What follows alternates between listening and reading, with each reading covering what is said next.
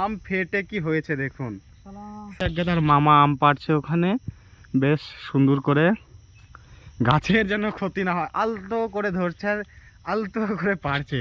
আর বের করিতে আগে পেটটা। আচ্ছা ভাই সব খাক সেই সাদা কতটা খালি তুই ডাল। ডাল করেছো? আচ্ছা কেমন হয়েছে মহাদেশ? মুস্তা কেমন হয়েছে ভাই? আরিফ সেরা না? শুভ সকাল, কেমন আছেন আপনারা? আশা করছি ভালো আছেন। আজকে যাবো, আমার একটা মামা ফোন করেছিল ওখানটাতে, সেদিন আপনাদেরকে দেখিয়েছিলাম গত পরশুদিন হয়তো, সেই মামাটাই ফোন করেছিল। মামাটার সাথে যাব মাঠে, মাঠে গিয়ে কটা আম পারবো, তারপরে ঘাস কাটবো, তারপরে বাড়ি চলে আসবো, তারপরে দেখা যাবে কি করা যায়। আজকের শিডিউল এটাই। ভিডিওর সাথে থাকবেন, ভিডিওটা পছন্দনীয় হবে আশা করছি আপনাদের। বাড়ি থেকে বার হয়ে পড়েছি, মামা আশা করছি রাস্তায় দাঁড়িয়ে আছে, দেখি মামা কোথায় আছে। আমরা জমিতে প্রায় পৌঁছে গেছি, ওখানে একটা দাদু কাজ করছে, এটা আমার মামা যাচ্ছে। প্রায় চলে এসেছি জমিতে, মানে সেদিনকার মতন অবস্থা। আর ওইটা দাদু আমার, বাবারে দাদু অত খাইটু না বিকার হয়ে যাবে কান তো অকালে, বুঝলা। আর আমার মামা সামনে হাঁটতে হাঁটতে যাচ্ছে, আমিও যাচ্ছি, বাট অনেকটা দূর বলতে গেলে কিন্তু দূর না, ঠিক আছে।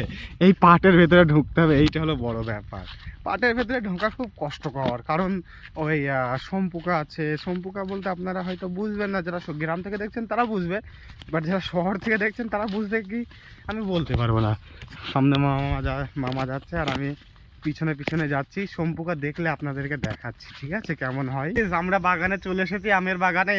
আম ফেটে কি হয়েছে দেখুন, সালা আম ফেটে ফুটে এক কোলে হয়ে গেছে। আর এই যে আমের গাছ আছে, ছোট গাছটা, বাট ফেটে গেছে। আশা করছি ওই আপনাদের আজকে অনেক কদিন ধরে সমানে পানি হচ্ছে, পানিতে মানে অটোমেটিক ফেটে গেছে, পুষ্টি পেয়েছে এক গাছ। আর মামা আম পাড়ছে ওখানে, বেশ সুন্দর করে, গাছের যেন ক্ষতি না হয় আলতো করে ধরছে আর আলতো করে পারছে।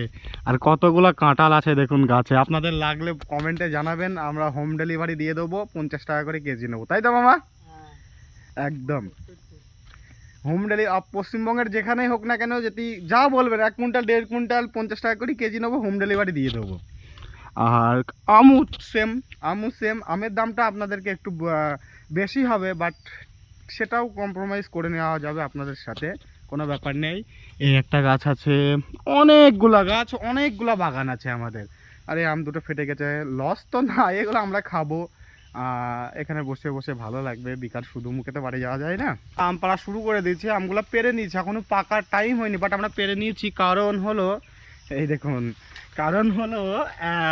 আম মাঠে নেই কো, মাঠে খুব কম আম আছে। এইখানে মানুষে আম যদি আমার চোখের সামনে বা আমাদের চোখের সামনে খেলেও বারণ করতে পারবো না, কারণ মাঠে তো আম নেই। মানুষ তো খাওয়ার ইচ্ছা হলে কিছু বলা যাবে। আর আমার মামা আমাকে পেরে পেরে দিচ্ছে, আর আমি নিচে রেখে দিচ্ছি। আর গাছটাই প্রায় শেষ। আম ছোট গাছ হলে কি হয়, প্রচুর আম এসেছে এবার, প্রচুর। কিছুটা পেরে নিয়ে গেছি এর আগে, আজকে কিছুটা পারবো, আজকে সম্পূর্ণ শেষ করে দেবো, কারণ একটা আমও থবো না, কারণ মাঠে আম চুরি হয়ে যাচ্ছে অটোমেটিক, ওই জন্য আম করা সব পেরে নেবো। আম তো পাড়া হয়ে গেছে, আর আমি আম খাতে শুরু করে দিই। কি সুন্দর লাগছে দেখুন, জাস্ট অসাম। আর এখানে আম পড়ে আছে, ওইখানে কটা পড়ে আছে, আর ওখানে মামা আম কুড়ুচ্ছে, আর আমি খেতে শুরু করে দিচ্ছি। আরে ঘোড়ার ঠ্যাং, খাওয়া দাওয়া আগে তারপরে কাজ, আগে খাবো তারপরে কাজ করবো। আম বেশ অনেক কটাই হয়েছে, মোটামুটি কিলো 50 তো হবেই।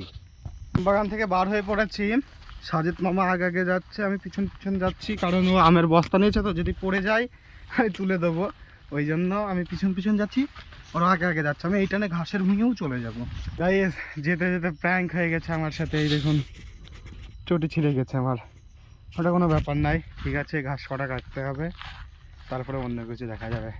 আর ওই তো আমার ঘাসের ভুঁই, মানে ঘাসের জমি আমার।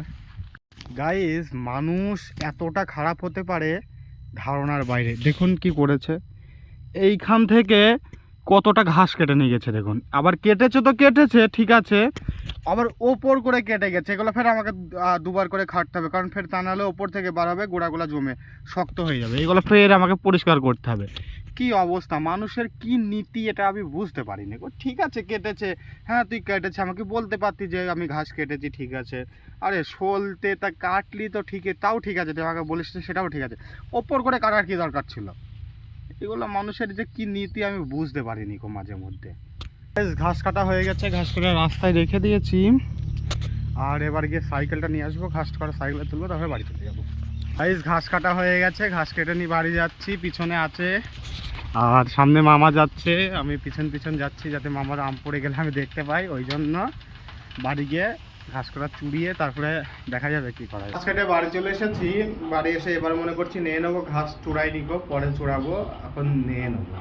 আমি ঘরে শুয়েছিলাম, ঠিক আছে, দিয়ে আমাকে গুরু বলতে নুর ইসলাম ফোন করলো যে বেটা আয়, কোথায় আছি, ফিস্টি হবে, ঠিক আছে। আমি এসে দেখছি ফিস্টির আয়োজন শুরু করে দিচ্ছে, রাত্রেবেলা এসে দেখছি। আর এই তো রান্না চলছে, আমাদের গুরুবাবু রান্না করছে, বেশ যত্ন সহকারে রান্নাটা করছে।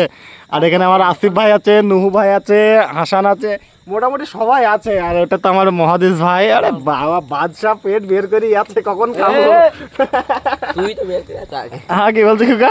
তুই বের করে আগে পেটটা। আচ্ছা, এ ভাত সব খাক।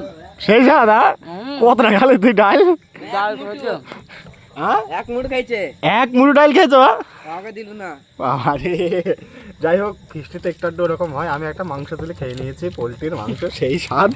আর এখানে রান্না বান্না চলছে। জাল দে, জাল দে, গুপ গাপ করে জাল দে বেটা। ভাত হয়ে গেছে।